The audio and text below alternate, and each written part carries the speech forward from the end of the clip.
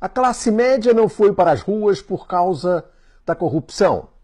A classe média foi para as ruas por causa do ódio que devota ao PT.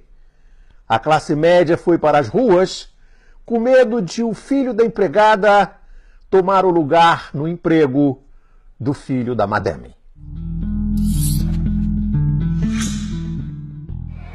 Se a classe média tivesse, de fato, ódio à corrupção, a Avenida Paulista estaria engarrafada desde que esses golpistas assaltaram o poder. Porque eles continuam a assaltar ao poder, mesmo depois de assumirem o poder. E as panelas da classe média de São Paulo estão em silêncio.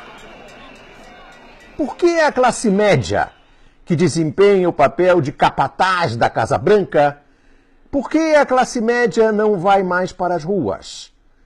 Ela tinha ido para as ruas, impulsionada pela Rede Globo. E agora a gente está acompanhando as manifestações. Protestos pedindo o impeachment da presidente Dilma em várias cidades do país. Muita gente chegando aqui. Vamos ver a situação agora no Rio de Janeiro de novo. Agora é com a Mônica Teixeira. Oi, Bonner. A gente segue aqui acompanhando os manifestantes a favor do impeachment da presidente Dilma Rousseff. E também apoiando o impeachment da presidente Dilma Rousseff. Agora a Rede Globo, a gente sabe por quê, denuncia a roubalheira dos golpistas. E mesmo assim, a classe média não bate mais panela, não vai para as ruas. A classe média foi para as ruas porque o Lula e a Dilma fundaram 18 universidades. E o Fernando Henrique Cardoso, em 8 anos de desgoverno, fundou, sabe quantas universidades? Nenhuma. Porque o Lula e a Dilma fundaram 400 escolas técnicas. No governo do Fernando Henrique era proibido fundar escola técnica. No governo do Fernando Henrique havia no Brasil 3 milhões de estudantes universitários. Nos governos Lula e Dilma eram 8 milhões de estudantes universitários. Nos governos Lula e Dilma, as universidades se encheram de negros, pobres, filhos de pedreiros, nordestinos, imagine, nordestino na universidade, mulheres. E eles começaram a se formar em medicina, engenharia, arquitetura, economia. E teve até negro que foi fazer pós-graduação. Imagine, negro na pós-graduação. Que absurdo. Pensa a classe média. Foi por isso que a classe média bateu panela na Avenida Paulista. Gente, eu vim de graça! Com medo de o filhinho da madame perder o emprego para o filho do pedreiro nordestino em São Paulo. E como explicar esse medo? Uma maneira de explicar esse medo é perceber que o Fernando Henrique não abriu nenhuma universidade. E por quê? Porque a classe média, capataz da Casa Grande, de que o Fernando Henrique era mordomo de luxo, a classe média queria ter o monopólio do conhecimento. Monopólio do conhecimento significa salário, significa ascensão social, significa romper os grilhões da origem social. Por isso, Fernando Henrique Cardoso não abriu nenhuma universidade para manter a distância dos pobres. Deixar ralé na senzala.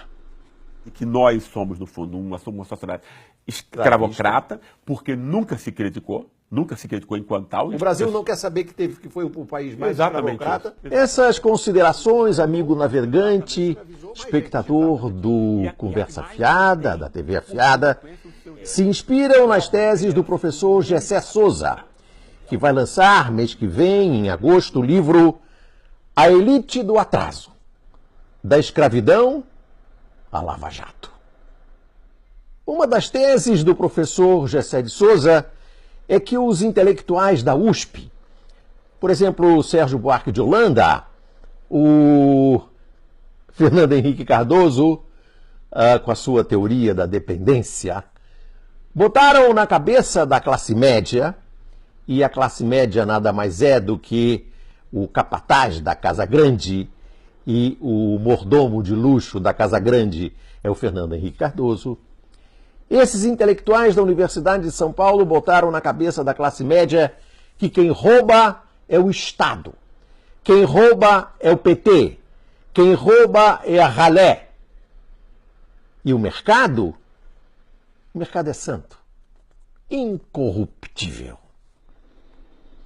É por isso, como o Estado e o PT são os ladrões, não é isso, doutor Moro? Então vamos entregar logo a Petrobras aos franceses, aos chineses, aos americanos, porque nós brasileiros, especialmente os do PT, não sabem administrar isso. Vamos entregar logo a indústria nacional para eles, as minas. Vamos entregar tudo, porque nós somos incapazes. E, na melhor das hipóteses, somos incapazes e ladrões.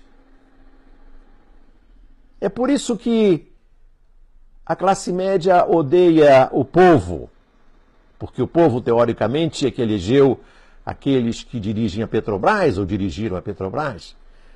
A classe média odeia o povo como odiava o escravo.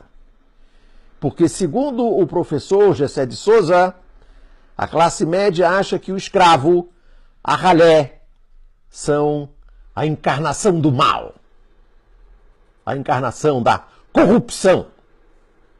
E, nesse ponto, o juiz Moro Imparcial de Curitiba é um representante desse sofisticado pensamento. A corrupção do mercado tem que ficar invisível. O mercado é santo. Corruptos são aqueles que usam o mercado em benefício do PT. Corruptos são os petistas que usam o Estado para roubar. Para o PT, para os petistas e para os empresários corruptos que ajudam os petistas. Essa é a lógica que se encarna na Lava Jato. Tudo isso para a classe média preservar o poder. Esse poder que se obtém nas universidades e nas escolas técnicas.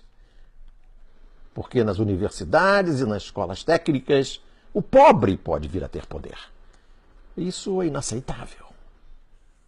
O ódio da classe média, como se percebe, é um ódio seletivo, específico. Como os vazamentos do juiz Moro Imparcial de Curitiba. A indignação da classe média, ela não chega à desgraça da ralé.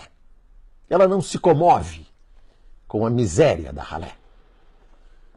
O amigo espectador da TV Afiada, por acaso, viu alguém bater panela em São Paulo quando o morador de rua morre de frio na cidade governada por esse herói dessa classe média, o prefeito de São Paulo? Ele está caído na calçada. Uma pessoa se aproxima. Já não há mais nada a fazer. E não veio ninguém do SAMU. E infelizmente, em decorrência do frio, né, que ficou bem acentuado aí de madrugada, ele veio a falecer. O amigo espectador da TV Afiada viu alguém bater panela, ir para a Avenida Paulista em protesto, porque um carroceiro foi assassinado a sangue frio no bairro de Pinheiros, um dos principais centros de comércio popular da cidade. Alguém viu? Aí as panelas ficam mudas. Ficam mudas porque a filha da empregada doméstica não vai tomar o emprego da filhinha da madame.